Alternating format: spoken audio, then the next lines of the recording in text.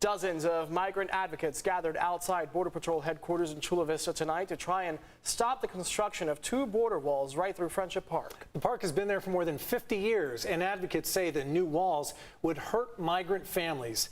CBS 8's Regina Urita talked to the protesters and has the story. Advocates who were outside this building made sure Border Patrol agents received their frustration.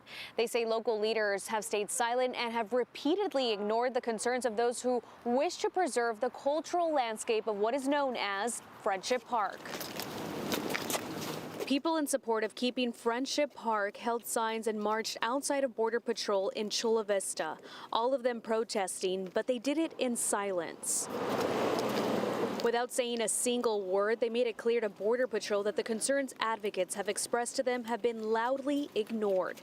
They haven't consulted with us over the last 18 months. The march comes almost a month after advocates learned that Homeland Security Secretary Alejandro Mayorkas approved plans to replace the two existing walls at Friendship Park with new ones that extend across the park with no pedestrian gate. Border Patrol says this is a wall replacement since the primary and secondary barrier has been deteriorating and poses a threat to Border Patrol agents and immigrants. They need to make sure that there's pedestrian access and also that the wall that they do manage to build doesn't negate the purpose of the park. Advocates say construction of the wall should have stopped when former President Trump left the White House, and continuing the construction only militarizes the border and hurts immigrant families. Why don't we build bridges to get together, to be stronger, to be more peaceful? Before COVID-19, families on both sides of the border who were separated because of mixed status would meet. Since 2009, the park has slowly shortened its length,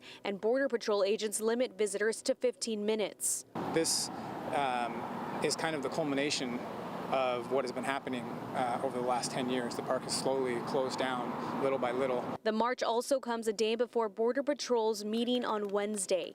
Advocates of Friendship Park will be present and hope to ask officers that these plans be stopped until there is discussion with both sides. We also reached out to Border Patrol, but they have not responded to our request for an interview. In Chula Vista, for CBS 8, I'm Regina Urita.